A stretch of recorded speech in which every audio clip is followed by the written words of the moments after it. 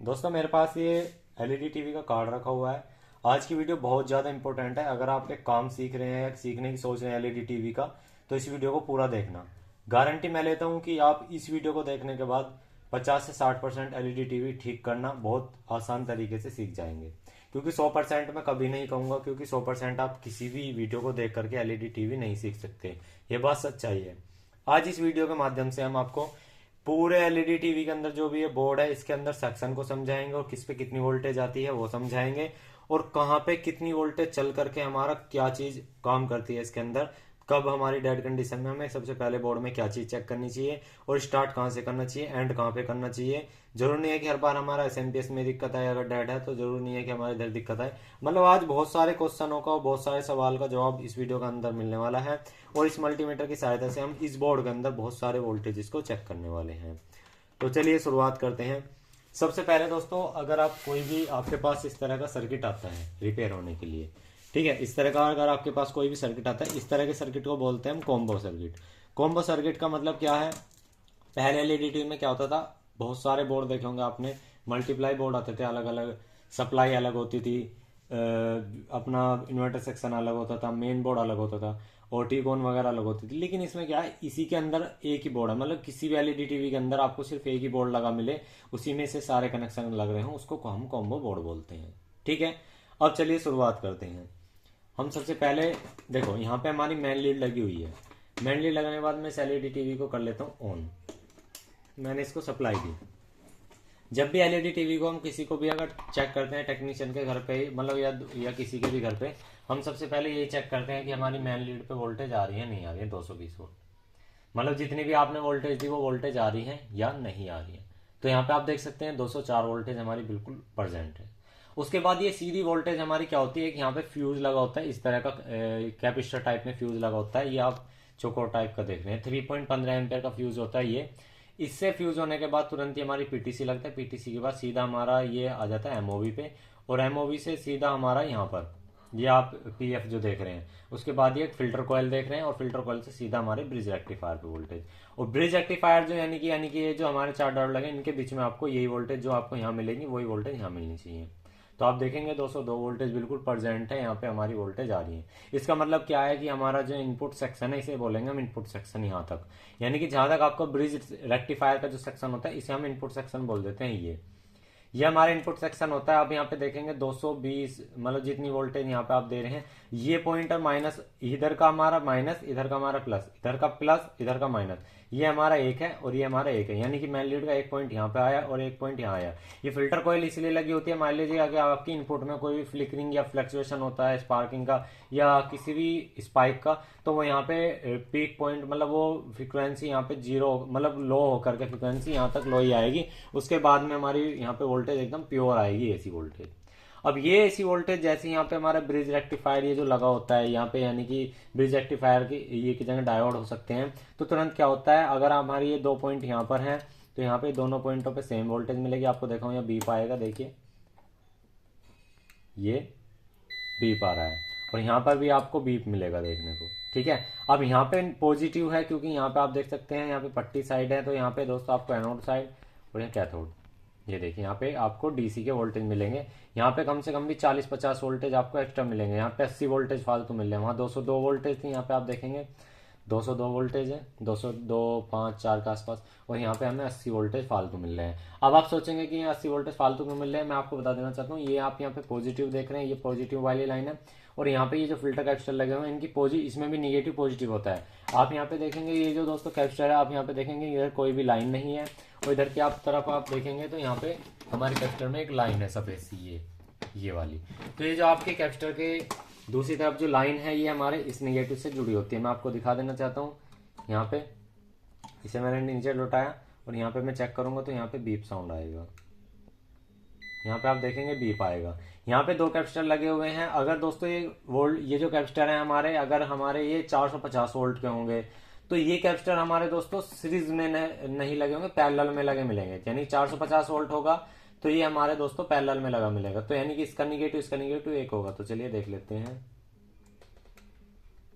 तो यहाँ पे आप देखेंगे इसका निगेटिव बिल्कुल सेम है, और ये निगेटिव दोस्तों इस ब्रिज रेक्टिफायर से, यानी कि ये जो हमारे डायोड लगे इनसे डायरेक्ट आया हुआ है।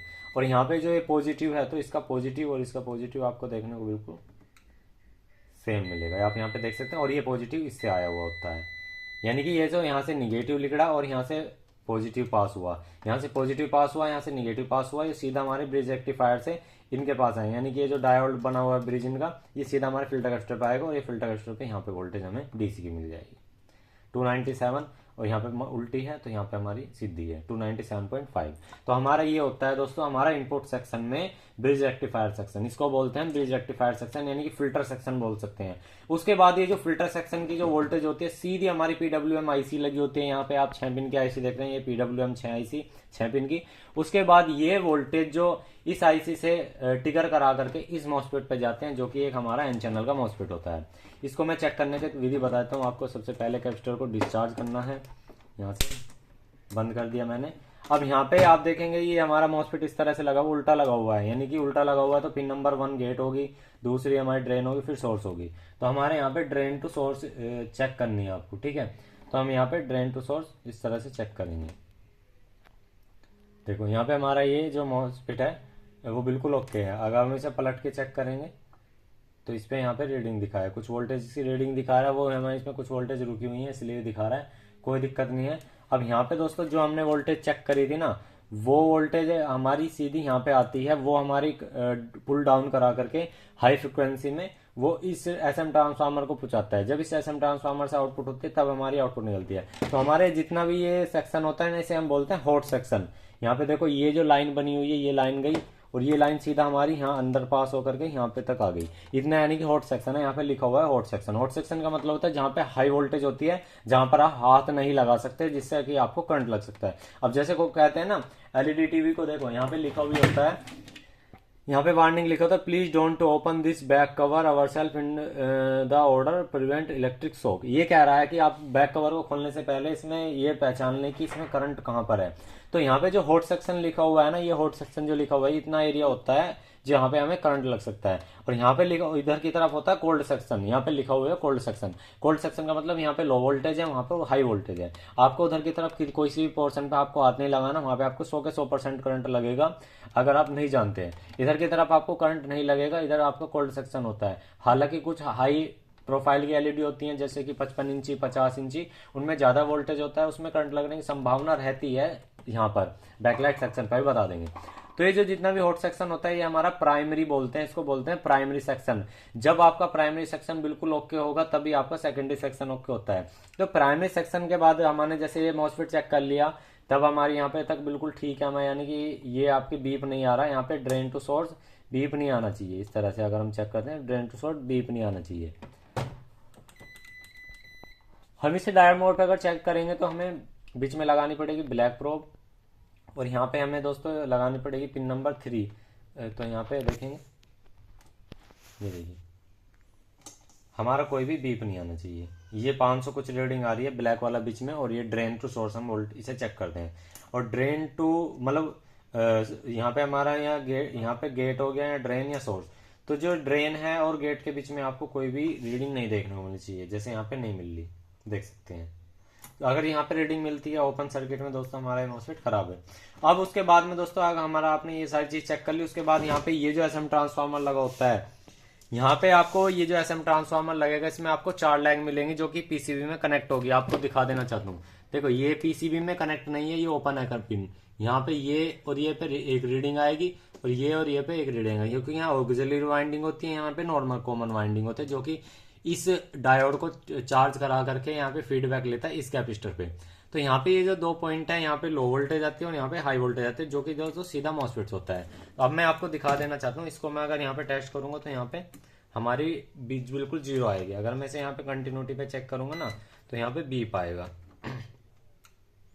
ये देख सकते हैं। तो ये ऑक्सिलरी वाइंडिंग होती है जिसके बीच में बहुत ज्यादा गैप होता है, जो कि हमारा इसको मेन चलाता है। अगर यहाँ पे हमें कंटिन्यूटी पे बीप नहीं मिलता तो हमारे एसएम ट्रांसफार्मर अंदर से खराब है।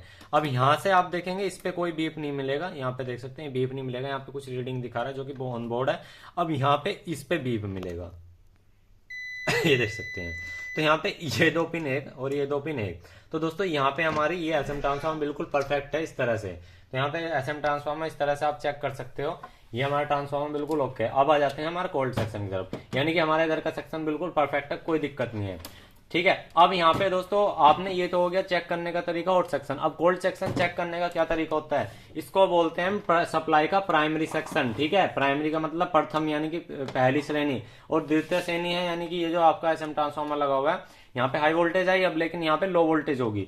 अब लो वोल्टेज होने के बाद क्या होगा कि यहाँ पे जो हमारी आउटपुट मिलेगी वो हमारी एक फिक्स वोल्टेज होती है, जैसे कि यहाँ पे 12 हो सकती है, यहाँ पे 28 हो सकती है, 15 हो सकती है। तो वो अब चेक करने का क्या तरीका होता है, एक प्रोब हमें अब ग्राउंड कर लेनी, क्योंकि ये पूरा बोर्ड ग्राउंड है, या तो यूएसबी पोर्ट पे अगर बोर्ड इसमें लगा हुआ है सर्किट के अंदर, या हमें यहाँ पे, ठीक है, बोर्ड सर्किट में लगा हुआ है तो यहाँ पे हम प्रोब ग्राउंड कर लें, क्योंकि ये मेटल है। ठीक है, ये हमारा मेटल है, नहीं तो आप यहाँ पे चेक कर लो, बाद में जो नए टेक्नीशियन उनको कंफ्यूजन ना रहे, हमने यूएसबी पोर्ट पे एक मेटल वाले पे प्रोब को फिक्स कर दिया।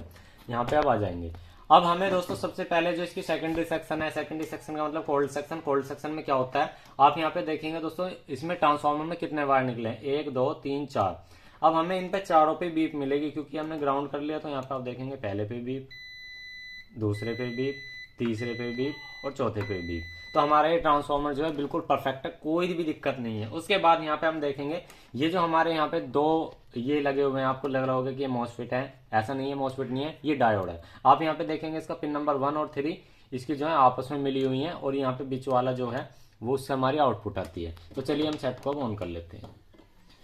यहाँ पर एक यहाँ पर लगा हुआ है, एक यहाँ पे लगा हुआ है, क्योंकि दो इसके बीच में मिला दिया जाता है, जो कि ग्राउंड कर दिया गया है। और दो से क्या होता है, एक का पॉइंट हमारे यहाँ पे आएगा, एक पॉइंट हमारे यहाँ पे आएगा। तो यहाँ पे जो हमारा एक ये मेन आईसी की तरफ जो होता है ये हमारी लो वोल्टेज का होता है, और जो ये हमारा ड्राइवर सेक्शन है, इधर की तरफ मैं आपको दिखाने तो ये ड्राइवर सेक्शन होता है किस चीज का, ये हमारा बैकलाइट का इन्वर्टर सेक्शन होता है। इन्वर्टर सेक्शन किसे बोलते हैं, जो आपके दृश्य दिखाता है, पिक्चर दिखाता है, उसके पीछे जो लाइटें जलती है ना, जैसे आपकी ये बैकलाइट है, ये बैकलाइट लगी होती है एलईडी टीवी के अंदर, यहाँ पर जैसे यहाँ पे रख दी, एक यहाँ पे रख दी, और जो इनके कनेक्शन होते हैं वो यहाँ से होते हैं। यहाँ पे लिखा हुआ होता है एलईडी ड्राइवर। ठीक है, मैं आपको दिखा भी देता हूँ, यहाँ पे देख सकते हैं ये लिखा हुआ है एलईडी ड्राइवर। तो दोस्तों ये क्या होता है, जो आईसी की तरफ होगा लो वोल्टेज मिलेगी। आपको बिल्कुल प्रैक्टिकल दिखाते हैं, यहाँ पे देखिएगा आप कितनी वोल्टेज मिल रही है, 12.21 वोल्टेज। ये अप्रोक्स जो आईसी की तरफ होता है सभी में, ज्यादातर सभी एलईडी में आपको 12 पॉइंट कुछ वोल्टेज देखने को मिलेंगे, 12 वोल्टेज में देखने को मिलेंगी, इनसे लो वोल्टेज होंगी। और फिर जो आपका बैकलाइट सेक्शन है उसमें आपको 18 मिल जाए, 24 मिल जाए, 28 मिल जाए, 30 35 मिल जाए। तो देखिए ये अब देखते हैं कितनी वोल्टेज मिल रही है, देखो 22 मिल रही है, 22 वोल्टेज मिल रही है। अब ये 22 वोल्टेज क्या होता है, यहाँ पे एक बक कॉइल लगी होती है, ये बक कॉइल होती है। ये यहाँ पे एक एन चैनल का मॉसफेट लगा होता है, इसकी गेट पे ट्रिगर करा करके ये आईसी क्या करती है, इसकी वोल्टेज को हाई कर देती है, और यहाँ पे जो वोल्टेज मिलती है हमें बैकलाइट पे वो बहुत ज्यादा हाई मिलती है। अब चलिए वो वोल्टेज आपको दिखाते हैं, इसको बोलते हैं हम इन्वर्टर सेक्शन।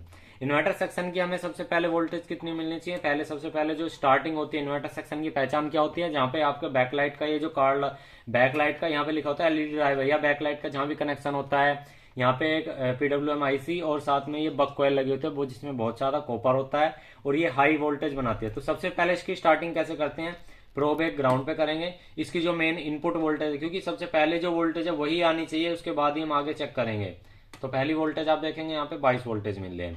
अगर हम स्टैंड बाय कंडीशन में, यानी कि आपके एलईडी टीवी सिर्फ आपका रेड इंडिकेटर में स्टैंड बाय में, तो अगर यहाँ वोल्टेज है वही वोल्टेज मिलेंगे 22-23 जो हमारी यहाँ मिल रही है। किसी पे मिलेंगे किसी पे नहीं भी मिलेंगे, ऐसा नहीं है कि मिलनी चाहिए। ठीक है, अब देख सकते हैं इस पे नहीं मिल रही, तो ऐसा नहीं है कि इस पे मिलनी चाहिए। तो देखो कुछ वोल्टेज मिल रही है। अगर अब इसी कंडीशन में मैं एलईडी टीवी को अगर यहाँ से ऑन करता हूँ, तो मैं इसे अब डायरेक्ट चेक करता हूँ, क्योंकि पहले सीरीज में लगा हुआ था, तो मैं इसको यहाँ पे लगा के रखता हूँ। देखो मैंने अब मल्टीमीटर यहाँ पे लगा के रखा है। देखो अब मैं इस एलईडी टीवी को यहाँ पे ऑन करने की कोशिश करता हूँ, तो यहाँ पे वोल्टेज जो मिलेंगे ना बहुत हाई वोल्टेज मिलेंगी। देखो अब पहले वाले से देखो कितनी वोल्टेज बढ़ गई, अब 32 वोल्टेज मिल रही है, यानी कि इसकी एलईडी टीवी जो है 32 एलईडी जो सर्किट है इसका एलईडी बैकलाइट वो 32 वोल्ट पे सेट है। आप देख सकते हैं यहाँ पे हमारी वोल्टेज मिली। अब एलईडी टीवी को मैं यहाँ से फिर से बंद करता हूँ। देखो बंद करके, ये देखो आपके सामने बंद करके, इससे हमारा इन्वर्टर सेक्शन चेक करने का तरीका, बंद किया, वोल्टेज चले गए। अब दोबारा मैं लगाऊंगा वोल्टेज, वही वोल्टेज आपके वापसी नहीं आएंगे इसमें जब तक मैं एलईडी टीवी को यहाँ से ऑन नहीं करूंगा, यानी कि इसकी गेट पे यानी कि पिन नंबर 1 पे सिग्नल नहीं दूंगा ऑन कराने के लिए, तो जब तक ये ऑन नहीं होगा। तो हमारा इन्वर्टर सेक्शन इस तरह से चेक होता है। आप बैकलाइट का जो कनेक्टर होता है इस पर इस तरह से मल्टीमीटर लगा के रखिए, एलईडी टीवी को स्टैंड बाय से ऑन कीजिएगा चटकनी से, तो हमारा इन्वर्टर सेक्शन ओके है। तो इसको बोलते हैं इन्वर्टर सेक्शन या LED section, LED driver section, जो कि हमारी दूसरी वोल्टेज होती है इस ट्रांसफार्मर से निकलती है। तो हमारा यहाँ पे बोर्ड इतना बोर्ड खत्म हो जाता है, इतना एरिया, ठीक है, जहाँ पे ये आईसी वगैरह लगी होती हैं, और इतना बोर्ड हो गया हमारे सप्लाई सेक्शन का एरिया। तो ये हमारा इतना बोर्ड अप्रोक्स हमने क्लियर कर दिया। चलिए आगे बढ़ते हैं। अब हमारा दोस्तों इसमें आ जाता है, इधर करते हैं तो आपको थोड़ा सा सही दिखेगा। अब इसको एक प्रोब को फिर से ग्राउंड कर लेते हैं वहीं पे। फिर आ जाता है हमारा दोस्तों ऑडियो सेक्शन। आप यहाँ पे देखेंगे ऑडियो सेक्शन का पता कैसे लगता है, जहाँ पे आपके स्पीकर का इस तरह से कनेक्टर लगा होता है वहाँ पे आपके इस तरह की आईसी लगी होती है। आप देखेंगे इस तरह की आईसी लगी होती है। अगर आपकी क्लास डी आईसी है तो इस तरह की आपको 4 कोयल लगी हुई मिलेंगी, ठीक है, यहाँ पे 4 कोयल, तो इसमें छोटी कोयल लगी होती है। तो यहाँ पे दोस्तों हमारी 12 वोल्टेज आती है इस सेट को ऑन कराने के लिए। तो हम यहाँ पे देखेंगे वो कहाँ पे आती है। यहाँ पे आपको छोटे छोटे कैपेसिटर मिलेंगे, एसएमडी, देखो मैं आपको दिखा देना चाहता हूँ, ये देख सकते हैं, ये जो आपको मिल रहे हैं ना, ये एसएमडी कैपेसिटर है, ये कैपेसिटर है और ये कैपेसिटर, एक तरफ ग्राउंड मिलेगा एक तरफ 12 वोल्टेज मिलेगी। तो इसका मतलब इसकी जो सप्लाई वोल्टेज है वो ओके है। तो देखिए हम वोल्टेज देखेंगे तो यहाँ बी पा रहा है, तो हमारे यहाँ पे इधर की तरफ वोल्टेज मिलनी चाहिए। तो सही तरीके से लगाएंगे एक बार, ये देखिए। तो यहाँ पे आप देखेंगे यहाँ पे माइनस के 12 वोल्टेज मिल रही है। और मैं कहाँ पे चेक करूँ आप देख लीजिएगा एक बार, जो फिल्टर कैपेसिटर लगा हुआ है, मतलब छोटा, जिसे एसएमडी पीएफ भी बोल सकते हैं आप, ठीक है, इसे कैपेसिटर बोलेंगे। तो यहाँ पे एक तरफ 12 वोल्टेज मिलेंगे। इसका मतलब क्या है कि यहाँ पे आईसी में 12 वोल्टेज बिल्कुल इनपुट हो रही है, कोई दिक्कत नहीं है। तो इस तरह से पहले इसकी सप्लाई चेक करनी पड़ती है हमें आईसी की, और यही वोल्टेज हमारी इधर भी मिलेंगे नीचे। तो ये आप देख सकते हैं 12 वोल्टेज हमारी मिली है। हमने प्रोब यहाँ पे चेंज कर लेंगे, हमें ग्राउंड पे माइनस ही लगाना है हमेशा, ठीक है। तो यहाँ पे जब हमारे दोस्तों ऑडियो सेक्शन पे क्या होता है कि ये हमारा स्पीकर का कनेक्शन जहाँ लगे होते हैं, जस्ट वहीं पे आईसी जो लगी होती है हमारे ऑडियो सिस्टम की होती है। ऑडियो सिस्टम काम कैसे करता है इसके अंदर, चलिए वो समझ लेते हैं। पहले इसके अंदर 12 वोल्टेज आती हैं, हर आईसी की इनपुट पिन अलग होती है। अब मैं इसकी बता दूं, आप यही समझने लगोगे कि हाँ भाई इसमें यही पिन है, ऐसा नहीं है। हर आईसी के पास एक कैपेसिटर जरूर लगा मिलेगा, उस पर आपको 12 वोल्टेज चेक करनी है। 12 वोल्टेज अगर बिल्कुल परफेक्ट तरीके से आ रही है तो कोई दिक्कत नहीं है, आपकी जो है वो बिल्कुल कोई दिक्कत नहीं है, परफेक्ट है, यानी कि यहाँ से वोल्टेज हमारे बनने हैं। उसके बाद हमें क्या करना है, इसकी आईसी को चेक करना है, ज़्यादा हीट तो नहीं हो रही है। अगर आईसी हीट नहीं हो रही तो आपकी आईसी ठीक है। अगर नो ऑडियो में प्रॉब्लम है तो आपको पहले क्या करना है, एलईडी टीवी को ऑन करना है और वहाँ पे आपको चेक करना है स्पीकर लगा करके, अच्छे स्पीकर, तो आपका वहाँ पे वो सेक्शन रिपेयर हो जाएगा। नहीं तो इसकी जगह आपको इनपुट चेक कर लेना है इस आईसी के नंबर निकाल करके। तो ये हमारा ऑडियो सेक्शन की पहचान नहीं होती है, उन्हें ऑडियो सेक्शन से इस तरह से पता लगता है, जहाँ पे स्पीकर लगे होते हैं जस्ट उसके पास जो आईसी लगी होती है वो हमारी ऑडियो की सेक्शन की होती है। उसके बाद इसमें अगला सेक्शन के बारे में बात कर लेते हैं। ये जो आपको छोटे छोटे आपको कोयल लगी हुई मिलेंगी ना, ये इस तरह की कोयल हुई, इस तरह की कोयल हुई, इस तरह की कोयल हुई, और आपको यहाँ पे लगी हुई, इन्हें बोलते हैं हम रेगुलेटर। इसे आप रेगुलेटर सेक्शन भी बोल सकते हो। इसमें होता क्या है, आपके यहाँ से 12 वोल्ट आई, ठीक है, ये 12 वोल्ट आई। अब ये 12 वोल्ट क्या होगा कि हमें जैसे छोटे छोटे रूप में जैसे हमें जरूरत है वो वहां मिलेगी। अब कैसे, अब मान लीजिए कि हमारी इसमें मेमोरी आईसी चलानी है, उसको 3.3 वोल्ट की जरूरत पड़ेगी। मेन आईसी चलानी है, उसको 5 वोल्ट की जरूरत पड़ेगी। अब हमें इसमें सेंसर चलाना है, उसको 3.3 वोल्ट की जरूरत पड़ेगी। अब हमें इसमें मान लीजिए कि वाईफाई का मॉड्यूल चलाना है, उसमें 5 वोल्ट की जरूरत पड़ेगी। तो सब जगह वोल्टेज को भेजने के लिए जो जरूरत पड़ती है उसको हमारे रेगुलेटर की जरूरत पड़ती है। तो वहां पे रेगुलेटर को पहचानने का क्या तरीका होता है, यहाँ पे इस तरह की कॉयल लगेंगी, बक कॉयल, उसके पास एक 6 पिन की या 5 पिन की आपको आईसी मिलेंगे, उन पर कुछ वोल्टेजेस मिलेंगे। तो वो हमें मेजरमेंट करने पड़ते हैं, क्या वे परफेक्ट आ रहे हैं। तो चलिए, क्योंकि उसकी कंडीशन की वजह से आपका बोर्ड डेड भी हो जाता है, तो हम उसे रेगुलेटर सेक्शन या मेन आईसी सेक्शन भी बोल सकते हैं, क्योंकि वही आपके मेन आईसी को चलाएगा। और जिस मेन आईसी को चलाने के लिए रेगुलेटर लगा उसकी चौड़ी पिन मिलेगी। जैसे आप यहाँ पे देख सकते हैं ये चौड़ी पिन है, देखो थोड़ी चौड़ी पट्टी बना रखी है ये, और ये पट्टी सीधी आईसी के अंदर जा रही है। तो इसकी हमारी वोल्टेज बिल्कुल परफेक्ट आनी चाहिए।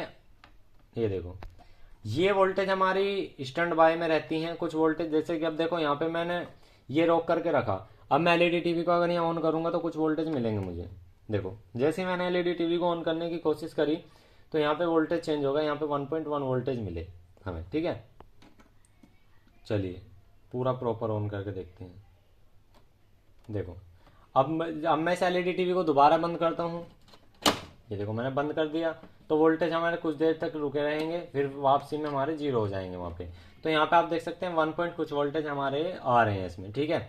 अब हमारे यहाँ पे दूसरे वोल्टेज चेक करेंगे, ये हमारे सभी रेगुलेटर वोल्टेज पे आने चाहिए। देखो यहाँ पे 57 ओम के आसपास आ रही है रीडिंग। अगर मैं एलईडी टीवी को ऑन करने की कोशिश करूंगा तो तुरंत ही यहाँ पे देख सकते हैं वोल्टेज चेंज हो जा रहा है 1 वोल्ट के आसपास। तो ये होता है दोस्तों आपको रेगुलेटर को चेक करने का तरीका। अगर आपके रेगुलेटर पर कोई वोल्टेज नहीं बननी, ना ऑन होने पे ना ऑफ होने, तो आपको क्या करना है, ये रेगुलेटर आईसी चेक करनी है, जब भी आपका एलईडी टीवी परफेक्ट तरीके से ऑन हो पाएगा। तो यहाँ पे आप देख सकते हैं यहाँ पे 3.3 वोल्टेज बनी है, जो कि मेमोरी वगैरह को चलाने के लिए, ऑन कराने के लिए। उसके बाद एक वोल्टेज हमारे यहाँ मिलेगी जो कि 5 भी हो सकती है। देखिए यहाँ पे 5 वोल्टेज मिल रही है जो कि वाईफाई मॉड्यूल को चलाने के लिए है। यहाँ पे वाईफाई मॉड्यूल लगा हुआ है, ये वाईफाई मॉड्यूल सेक्शन है, इस पे चेक करें कितनी वोल्टेज आ रही है। तो यहाँ पे 3.3 के लिए मॉड्यूल लगा हुआ है, ये 5 वोल्ट भी होता है, 3.3 भी होता है, ठीक है। एक यहाँ पे कनेक्टर बना हुआ है 12 वोल्ट के लिए, जो कि हमारे पैनल के लिए गया हुआ है, तो 12 वोल्ट भी हमारी बननी है। तो इस तरह से दोस्तों हमारे एलईडी टीवी को आप जांच सकते हैं कि भाई हमारे कहाँ कहाँ पे कैसे कैसे वोल्टेज आने चाहिए। जो ये छोटे वाली बक कॉइल होती हैं, हमेशा इस वाले, ये जो आपका ये हाई वोल्टेज मिल रही है, इसे हम हाई वोल्टेज ही बोलेंगे 12 वोल्ट को। इससे छोटे वोल्टेज मिलेंगे, जैसे कि बक कॉइल पे 1.2 वोल्ट, 3.3 वोल्ट, 5 वोल्ट। अब किसी पे 7 मिल रहे हैं, किसी पे 9 मिल रहे हैं, तो ये कोई वोल्टेज नहीं है। 1.2 वोल्ट हुआ, 3.3 वोल्ट हुआ, 5 वोल्ट हुआ, इस तरह से बक कॉइल पे, हर बक कॉइल पे हमें वोल्टेज मिलनी चाहिए। अगर आप स्टैंड बाय कर रहे हैं, नहीं कर रहे हैं, उस कंडीशन में देखो एलईडी टीवी में ऐसा होता है कि आप, ऐसा है कि कुछ कंडीशन में इन पर वोल्टेज आती है, कुछ कंडीशन में नहीं आती। वो सारी चीज एक बार में एक्सप्लेन नहीं कर सकते, क्योंकि वो बहुत बड़ी कहानी हो जाएगी। लेकिन मैंने आपको एक इतना मोटा मोटी बता दिया, ये जो बक कॉइल बनी हुई है, इन पर आपको लो वोल्टेज जरूर मिलेंगी, ऑन कंडीशन में या ऑफ कंडीशन में, वो आपको पहचानना है। अगर ये बक कॉइल की वोल्टेज हमारी बंद है, या यहाँ पे शॉर्टिंग आ रही है, या किसी तरह से भी ये खराब है, तो वहां पे आप दोस्तों चेक करना है आपको आईसी को क्या नंबर लगा हुआ है। नहीं पता लग रहा तो आपको बोर्ड का ये जो नंबर लगा हुआ है ना, इस बोर्ड का नंबर आप नेट पे डालिएगा, इस बोर्ड का पूरा डाटा आपको आ जाएगा, या वोल्टेज चार्ट डालिएगा। तो ये छोटी छोटी चीजें होती हैं, इन चीजों से हम ये पता लगाया जा सकता है कि हमारा फॉल्ट कहाँ है। अब एलईडी टीवी बिल्कुल डेड हो जाता है, तो हम पहले सप्लाई को चेक करते हैं, बिल्कुल सारे सप्लाई को चेक करते हैं। जब हमें पता लगा सारी चीज ओके हैं, जब यहाँ पे हमारी 12 वोल्ट भी आ रही हैं और ये बैकलाइट के लिए वोल्टेज आ रही है, तो हम क्या पता लगाते हैं कि हमारी भाई सप्लाई ओके है, अब हमारी सप्लाई में दिक्कत नहीं है। उसके बाद हम क्या पता लगाते हैं कि भाई हमारी बक कोयल में कोई दिक्कत नहीं, तब पता लगा कि हमारी बक कोयल भी ठीक है, लेकिन एलईडी टीवी फिर भी ऑन नहीं हो रहा। फिर हम क्या करते हैं, हम सोचते हैं कि सॉफ्टवेयर खराब होगा, लेकिन नहीं, पहले हम एलईडी टीवी के बोर्ड को बाहर निकालते हैं, इसको अच्छे से वॉश करते हैं, अच्छे से क्लीन करते हैं, थोड़ा सा सुखाते हैं मशीन से। उसके बाद 99% बोर्ड हमने देखे हैं कि बोर्ड हमारे ओके हो जाते हैं, कोई दिक्कत नहीं आती, और परफेक्ट तरीके से दिन पर दिन चलते रहते हैं, कोई दिक्कत नहीं आती। लेकिन फिर भी अगर उस कंडीशन में हमारा बोर्ड नहीं चलता, तो हम क्या करते हैं, आईसी को, जो आईसी मेन आईसी लगी हुई, जैसे यहाँ पे जो आईसी लगी हुई, सबको एक बार रिवॉल्व करके देखते हैं, दोबारा रिसोल्ड करके देखते हैं, उसमें भी हमारे बोर्ड चल जाते हैं। 1-2% ऐसा बोर्ड होगा कि हमारे हाथ से छूट जाए, या किसी वजह से वो हमारा बोर्ड ना हो पाए, या सॉफ्टवेयर की प्रॉब्लम आए तो सॉफ्टवेयर डालने पड़े, वरना ज्यादातर हम बोर्ड इसी कंडीशन में दोस्तों रिपेयर करते हैं, जैसे जैसे हमने आपको बताया। तो ये वीडियो आपको कैसी लगी प्लीज हमें कमेंट्स करके जरूर बताना। वीडियो अच्छे तो एक आपसे हाथ जोड़ कर निवेदन है, प्यार से कमेंट करके ये बताना कि आप कहाँ से हैं, और वीडियो को लाइक जरूर करना। और जो चैनल पे नए हमारे हैं, पहली बार आए हैं, विजिट करें हैं, पहली बार देख रहे हो हमारे चैनल को, तो सब्सक्राइब करे भी ना जरूर, ठीक है।